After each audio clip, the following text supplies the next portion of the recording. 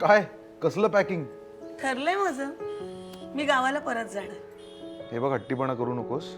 तुझी औषधं, तुझं मेडिकल चेकअप हे सगळं होणार आहे का तिथे गावी? यावर होणार आहे सगळं. यावरून? कुठला डॉक्टर तुला या मोबाईलवरून सगळं सांगणार आहे? अरे हा एकच डॉक्टर नाहीये, महाराष्ट्र शासनाच्या सार्वजनिक आरोग्य विभागाचा हा संपूर्ण प्रकल्प आहे जो फोनवरून समस्येचं निराकरण करतो. तो म्हणजे टेलिमेडिसिन प्रकल्प.